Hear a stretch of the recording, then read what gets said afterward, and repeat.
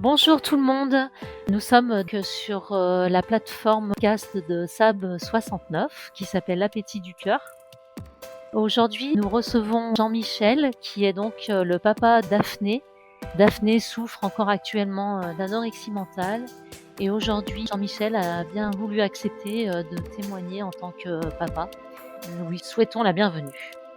Nous allons animer ce podcast avec Madeleine et moi-même, Marie-Cécile Touette, la présidente.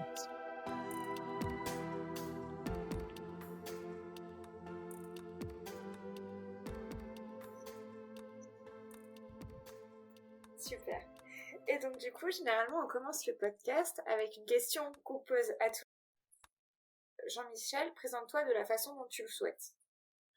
Bonjour, je m'appelle Jean-Michel, je suis pré-retraité, enfin je serai retraité dans 1 mois et demi exactement.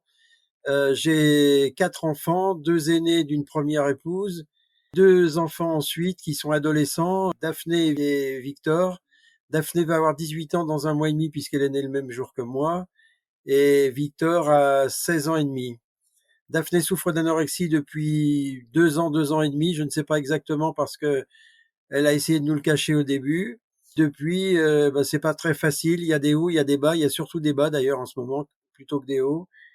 Et voilà, donc c'est pour cette raison que je témoigne, afin de pouvoir aider les gens qui éventuellement pourraient se retrouver dans la même situation. Okay. Et toi, comment est-ce que tu les vis les bas? C'est pas très. Moi, c'est-à-dire que moi, je suis assez solide en fait. Ça me fait de la peine vis-à-vis de ma fille, mais ça me fait pas sombrer. J'essaye de l'aider comme je peux. J'essaye de lui donner des bons conseils, mais c'est pas évident parce que les anorexiques ont leur petit caractère. Ils sont dans leur petit monde et donc il faut toujours avancer avec des pincettes. Il faut toujours faire attention à ce qu'on dit. Il faut se faire aider par surtout des gens qui ont déjà vécu l'expérience. On a fait beaucoup avec Marie-Cécile de groupes de parole. Ça apporte pas mal de choses parce qu'on a les expériences des autres. Et grâce à ça, on peut modérer son tempérament parce qu'on a tendance à s'énerver devant l'anorexie mentale puisque c'est mental, donc on comprend pas toujours les dérives qu'il peut y avoir. Et il faut apprendre à être patient, il faut apprendre à composer, il faut apprendre à écouter. C'est pas tous les jours facile, hein. Surtout quand il y a des grosses crises. Qu'est-ce qui a été le plus dur pour toi d'apprendre? Moi, au début, je me rendais compte que ma fille maigrissait. Alors je lui disais, écoute, tu es anorexique. Et elle me regardait droit dans les yeux et elle me disait, papa, tu me prends vraiment pour une folle, je suis pas anorexique. Et ça a duré, et puis à un moment donné, elle faisait tout pour se cacher. Elle me mettait des vêtements amples, elle se baignait plus dans la piscine, faisait enfin bref tout ce qu'il faut pour qu'on ne s'en aperçoive pas. Et un jour, elle en pouvait plus et elle me l'a fini par me l'avouer. Et à partir de là, on a essayé de faire ce qu'il fallait pour l'en sortir. Au début, on a commis une erreur, c'est-à-dire qu'on a voulu lui faire confiance. C'est pas qu'on puisse pas faire confiance à un anorexique, mais il est dans son monde, il est dans sa logique, et il a perdu les pédales par rapport à la vie normale. Il faut se faire aider par des professionnels. Donc, à un moment donné, elle était tellement bas, elle était en visite chez sa mère et sa mère m'a téléphoné et m'a dit voilà, elle m'a fait croire que ma fille, ça va être un peu dur ce que je vais dire, mais c'était psychologique. C'était pour me faire réagir. Elle m'a dit voilà, ta fille est à côté de moi, elle est étendue, elle est toute froide, qu'est-ce qu'on fait? En quelque sorte, elle a essayé de me faire croire qu'elle était décédée.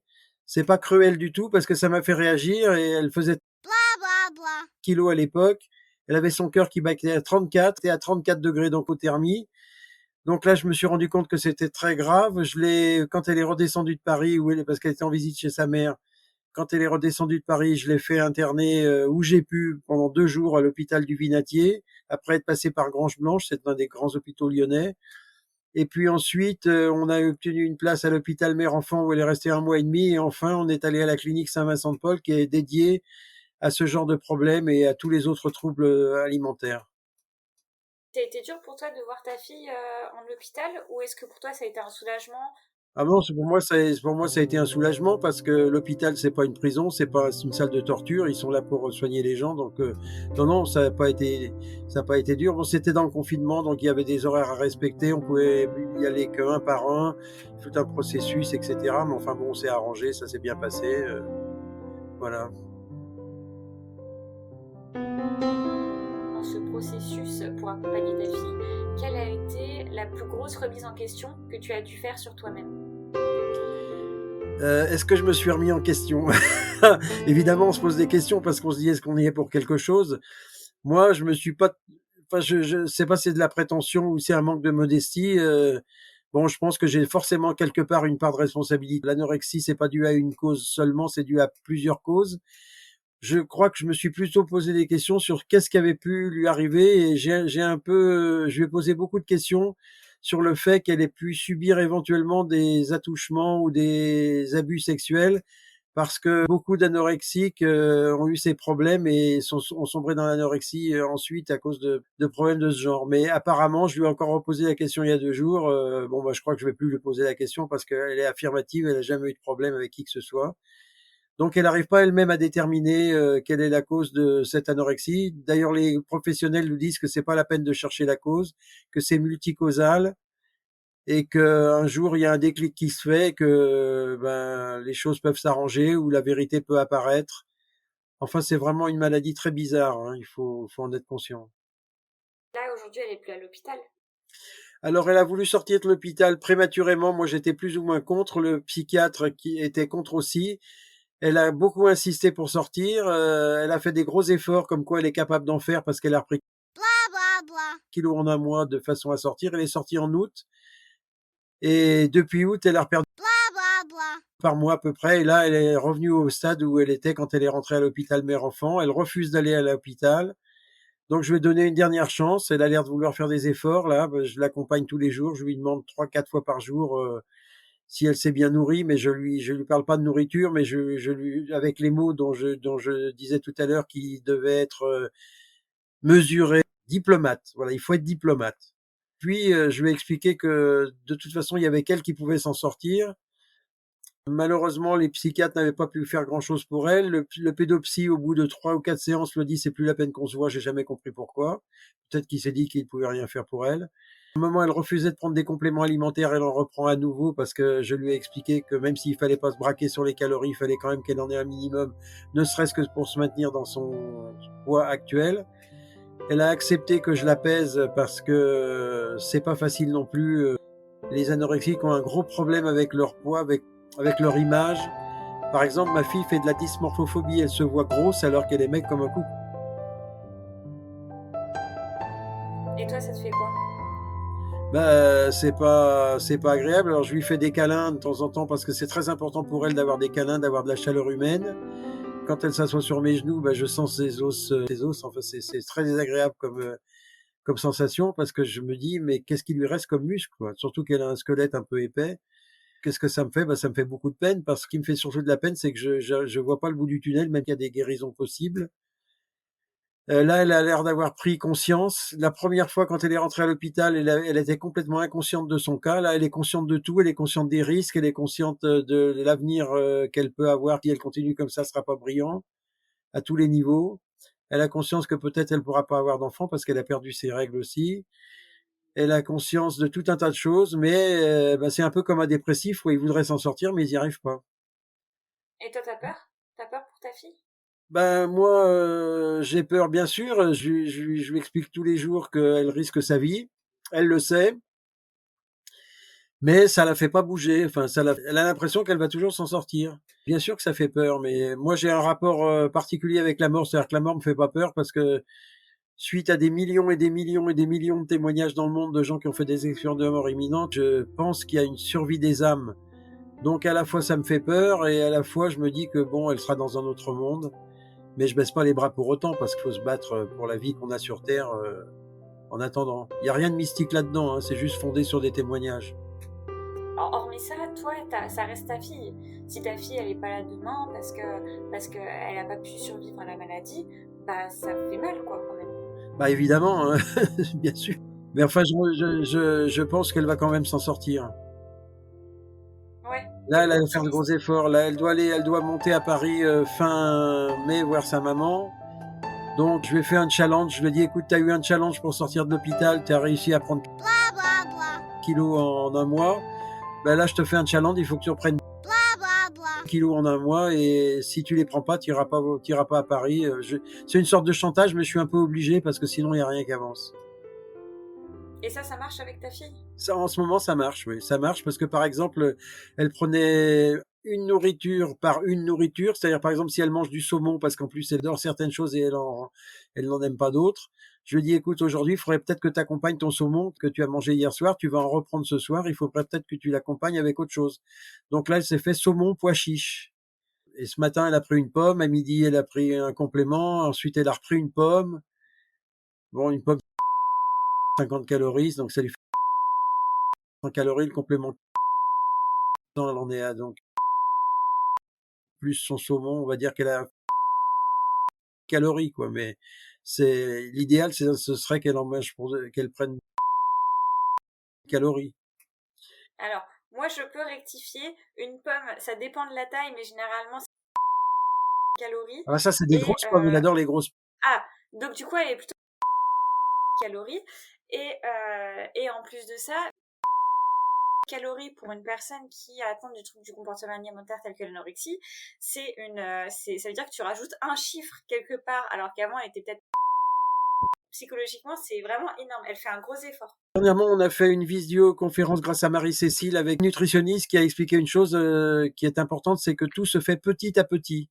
Et donc, j'ai repris ce qu'il disait cette nutritionniste pour dire à ma fille, voilà, il faut que tu fasses des efforts petit à petit. Je lui dis même, prends une cuillère de quelque chose, le lendemain, tu prends 2 cuillères, et puis quelques temps après, tu en prends 3 cuillères. Voilà, il faut que tu ailles petit à petit. Et elle a l'air de comprendre. Parce que là, il y a 3 jours, elle nous a fait une déprime parce qu'elle s'est refait vomir et elle s'en voulait énormément. Elle avait des idées suicidaires, etc. Donc, j'ai mis 2 jours à la calmer. Et elle a pris conscience que vraiment, il fallait qu'elle réagisse. Et en ce moment, elle réagit. Alors, combien de temps ça durera, j'en sais rien. Je pense que ça durera au moins jusqu'à fin mai puisqu'elle veut aller à Paris, donc chez sa maman. Donc, voilà. Ce qui est très important, c'est de pouvoir encourager ses progrès en fait, la féliciter à chaque fois qu'elle progresse, parce que du coup, ça comprendre que chaque petit effort, si minime soit-il, c'est important de le mettre en valeur devant nos enfants qui souffrent, et du coup, ça les aide à tenir, ça les encourage. Enfin, en tout cas, moi, je pense ça. Je sais pas si c'est vraiment le cas, mais je pense que c'est important quand même de le dire. Oui, oui, mais tu as raison. Oui. Non, non, mais tu as tout à fait raison. D'ailleurs, chaque fois qu'elle mange quelque chose, elle vient me le dire. C'est comme un exploit parce qu'il faut savoir que ce qui nous paraît, nous, un tout petit effort pour elle, et je pense pour toutes les jeunes filles, non, je dis les jeunes filles parce que malheureusement, ça touche 90% de filles, si ce n'est pas plus.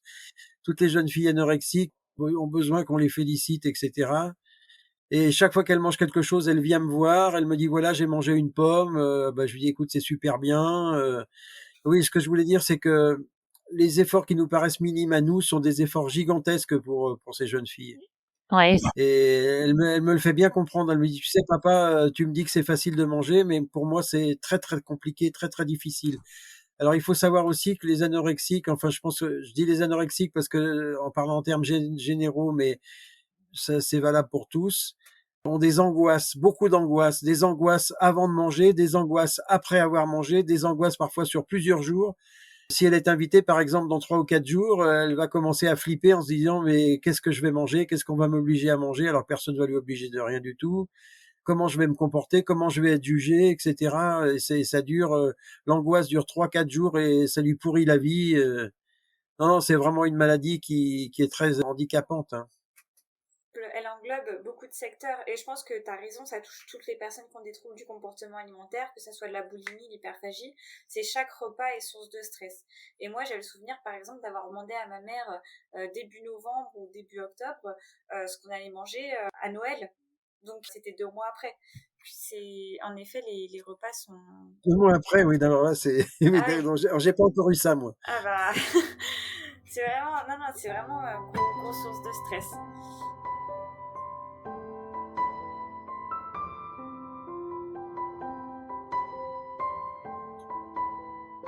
Quel est le rapport que tu as avec ta fille et est-ce que tu l'as vu évoluer au fur et à mesure que la maladie grandissait?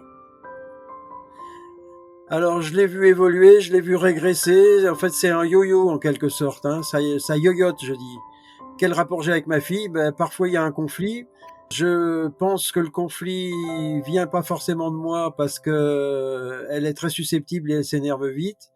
Et parfois, il y a une grande osmose. Moi, j'essaye toujours de faire en sorte qu'il y ait de l'osmose. Bon, il m'est arrivé aussi de péter les plombs parce que c'est pas évident de rester calme tout le temps. avec les expériences des autres, les groupes de parole, les vidéos en direct, etc., avec des gens concernés par la même chose, eh bien, on finit par comprendre qu'il faut rester zen au maximum, qu'il faut prendre sur soi. Et là, avec ma fille, ça se passe très bien. Je lui ai dit que ma porte était toujours ouverte, que si elle avait un problème, si elle avait envie de vomir, par exemple, à 2h30 du matin, au lieu d'aller dans la salle de bain, ben, elle vienne carrément me réveiller, que moi, ça me dérangeait pas, que j'étais disponible 24 heures sur 24, mais il faut l'être disponible 24 heures sur 24, parce que les angoisses et les crises, on sait jamais quand elles se produisent. Ça te pèse pas trop? T'arrives à gérer le fait de... Mais comme je te l'ai dit, moi, je veux pas être prétentieux, mais je suis assez fort de caractère, donc oui, oui, non, non, moi, je continue à vivre normalement, hein. Puis en plus, j'ai un fils. Il faut toujours penser à la fratrie aussi, hein. Marie-Cécile a une fille qui est anorexique aussi, et elle a plusieurs enfants, et elle fait très attention aussi de faire attention aux autres enfants. Il faut toujours faire attention à la fratrie. Alors moi, régulièrement, je pose des questions à mon fils. La seule chose qu'il me dit, c'est qu'à ma place, il aurait déjà mis ma fille en hôpital, mais le problème, c'est qu'elle ne veut pas y aller, qu'elle menace de fuir, qu'elle menace de pire même. Donc, je sais que c'est un peu du chantage, mais bon, j'essaye encore de lui faire confiance. Je lui ai dit qu'il y avait un seuil en dessous duquel je lui ferais plus confiance, et que là, je l'hospitaliserais de force, avec l'avis de 2 psychiatres s'il faut, parce que si 2 psychiatres se réunissent et déclarent qu'une jeune femme, ou n'importe qui d'ailleurs, doit aller en psychiatrie, on peut pas s'y opposer. Je me trompe, Marie-Cécile, non? Non, non, c'est bien ça. Surtout, c'est si elle est en danger. Oui, alors en danger, bah, elle l'est forcément, hein, parce elle est plus très épaisse, donc elle est forcément en danger. Je lui ai dit aussi de faire des efforts pour moi, et pour sa maman, parce que comme qu'on lui fait confiance et qu'effectivement elle peut être en danger, peut être taxée de mauvais parents, alors que c'est pas le cas, quoi, je veux dire. Parce que en fait, c'est la quadrature du cercle, on sait pas vraiment quoi faire. Ah non, pas du tout. On est pris entre le désir Oui, on est démunis. de oui, c'est vraiment une dualité permanente, c'est vraiment cornélien, quoi, comme problème, hein. On est confronté à une chose et à son contraire en permanence. Oui, on est démunis.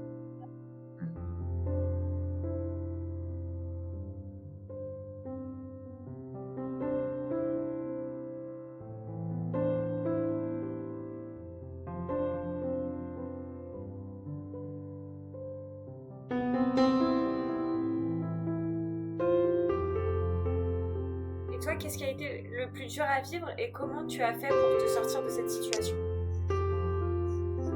Ce qui est le plus dur à vivre, c'est de voir sa fille qui te dit qu'elle va vouloir se suicider, qu'elle en peut plus, qu'elle est malheureuse, qu'elle s'aime pas parce que elle arrive pas à lutter contre son petit bonhomme noir qui lui parle, parce qu'il faut savoir elle a dans la tête un petit bonhomme noir. D'ailleurs, les réunions qu'on a pu faire, il y a pas mal de gens qui ont ce même problème. Ils ont une sorte de petit bonhomme qui qualifie de petit bonhomme noir, qui leur dit ne mange pas, fais-toi vomir, t'es trop grosse, etc.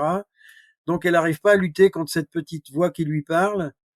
Alors qu'est-ce que c'est que cette petite voix? Ben, elle-même n'en sait rien. C'est pas une petite voix qui se matérialise, c'est comme une pensée qui lui vient, qui envahit toutes les autres pensées, qui prend le dessus et qui s'impose. Alors je lui dis, bah écoute, quand ton petit bonhomme noir arrive, tu viens me voir et puis on va le faire partir tous les deux. Ouais, c'est exactement ça. On a une sorte de pensée qui est constamment là, qui dit qu'on est nul, qu'il faut pas qu'on mange sinon on va grossir, que ça c'est tant de calories, qu'il faut aller se faire vomir. Et je pense que, je sais pas si la comparaison est bonne, mais c'est comme si quelqu'un de normal n'a pas envie d'aller faire du sport, mais qui doit aller faire du sport. C'est Oui. comme un débat politique dans sa tête. Et je pense que pour une personne anorexique, c'est la même chose, sauf en 15 fois plus fort et tout le temps, toute la journée. Parce que la nourriture, c'est tout le temps, toute la journée, 3 fois par jour, 4 fois par jour, voire 5 fois par jour quand on est en réalimentation.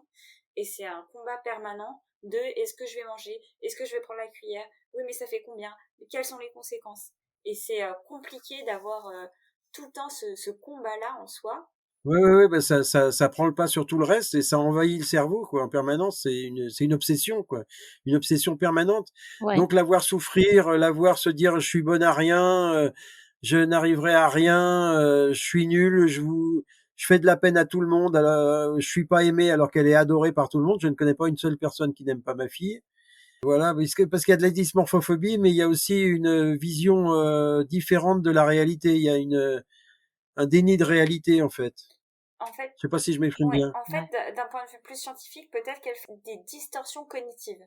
c'est un peu une rapidité de pensée. C'est, par exemple, elle a des insécurités, tout le monde a des insécurités. Par exemple, là, si son insécurité, c'est l'abandon, peut-être qu'elle va penser que tout le monde ne l'aime pas pour se protéger du fait qu'on va l'abandonner, ou des choses comme ça. Très intéressant à se renseigner sur les distorsions cognitives, parce qu'on en fait tous. On a fait tous des chemins rapides, et il y a plusieurs distorsions cognitives qui existent, et il y en a quelques-uns qu'on fait plus que d'autres. Et donc, du coup, quand on les connaît, on peut les repérer et dire « Ah, ok, je pense comme ça parce que j'ai ça en moi et tout. » Et donc, voilà. Elle, C'est pour se protéger, en fait. Ouais. Voilà, c'est ça.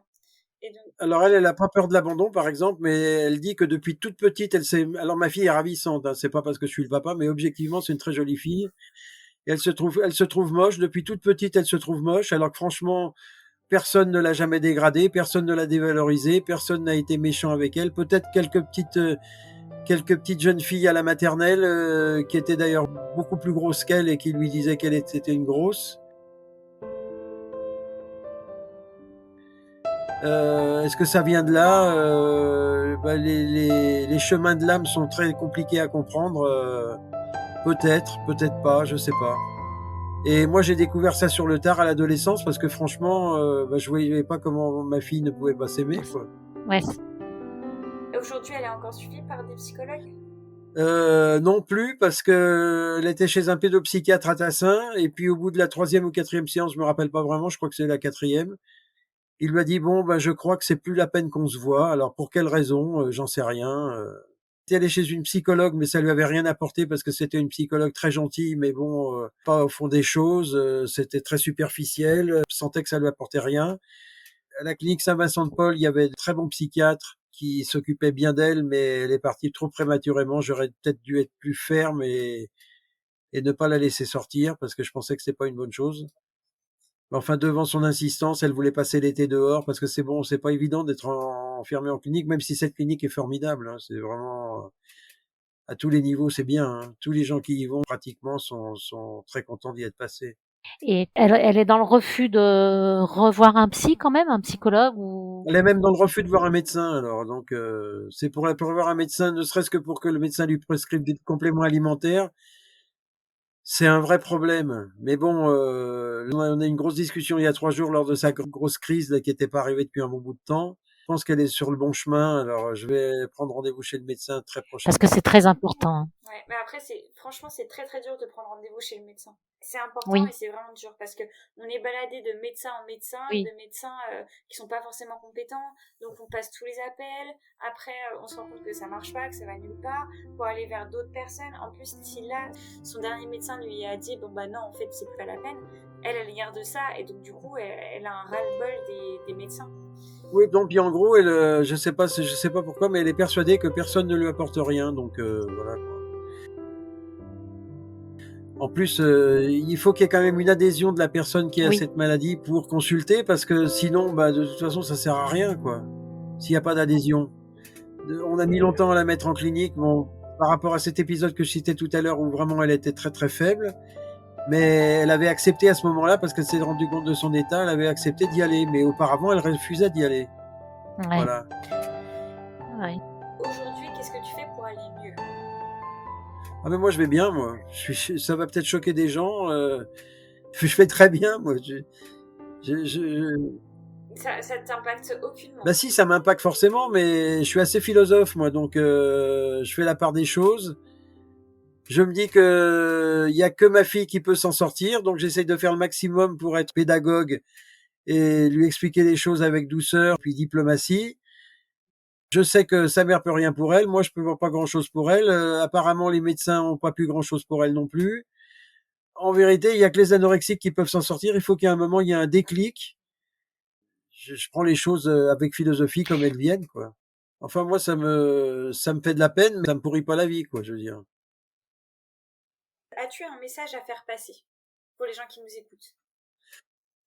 Alors pour les gens qui nous écoutent, je voudrais faire passer un message aux parents qui se rendent compte, ou aux petits amis, ou aux copains qui se rendent compte qu'une personne maigrit trop vite. Et je voudrais leur dire de pas faire comme moi, c'est-à-dire quand on a le moindre doute, d'insister et de faire en sorte que les choses soient prises en compte rapidement. Plus on attend, plus c'est difficile de s'en sortir. Donc je me rendais compte que ma fille était anorexique et je lui posais la question, je lui disais mais t'es anorexique, comme je l'ai dit tout à l'heure, elle me répondait mais ça va pas, tu me prends pour une folle. Et comme un imbécile, j'ai pas insisté.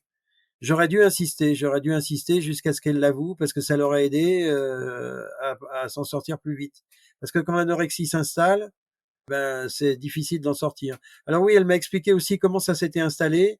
À un moment, comme elle aimait pas son corps, qu'elle se trouvait moche, elle avait décidé de se faire vomir pour ne pas grossir, voire pour maigrir. Et puis elle a fait ça pendant 15 jours. Après, elle a voulu s'arrêter, mais l'addiction était là et elle a plus pu s'arrêter. Alors il faut savoir que les anorexiques, pour la plupart, sont des gens intelligents, très intelligents. Même ma fille, par exemple, a d'excellents résultats scolaires. C'est le cas de toutes les jeunes filles pratiquement que j'ai pu rencontrer ou dont j'ai pu entendre des témoignages ou dont j'ai entendu les témoignages par les parents. Ils sont très malins et ils arrivent à dissimuler avec beaucoup d'astuces leur état. Et ils mentent énormément, mais c'est pas un mensonge dans le but de faire du mal aux autres, c'est un mensonge dans le but de justement ne pas faire du mal aux parents, de pas faire du mal aux frères, aux sœurs, de pas impacter son entourage. Et finalement, ben, ça fait l'effet contraire, quoi. Exactement. Enfin, oui, c'est ça. On veut cacher le trouble un maximum pour pas faire de mal et pour pouvoir un peu aussi continuer dans notre trouble, parce que si on en parle, ce sera beaucoup plus compliqué. Et nous, on est malade, et donc du coup, on veut pouvoir avoir accès au fait de vomir, au fait de cacher la nourriture et autre chose. Donc, c'est un problème, et c'est vrai que c'est pour ça que tu parles de confiance avec ta fille, c'est parce que c'est pas que t'as pas confiance en Tout à elle, fait. c'est que tu sais à quel point elle peut mentir pour tomber Tout dans à la fait. maladie. Oui, oui, exactement. J'ai confiance, mais je sais que tout ce qu'elle me dit n'est pas forcément vrai. Ouais, c'est ça. On va dire, pour paraphraser un humoriste, je la surveille avec confiance, ce qui est une Ouais. antinomie. Euh,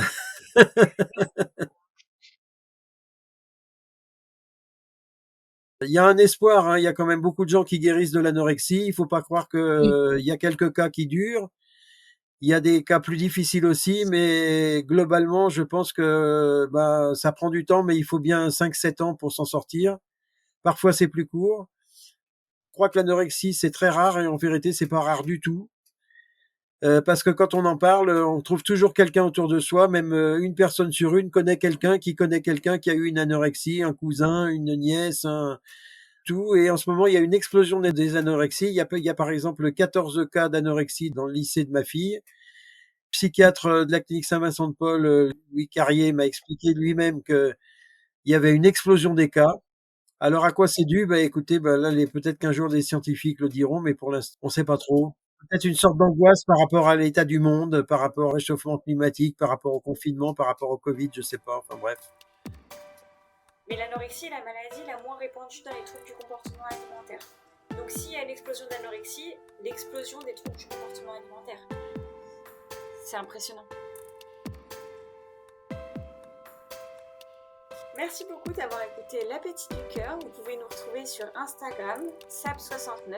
On a aussi un site. Et sinon, tous les autres épisodes sont là pour vous. Merci beaucoup.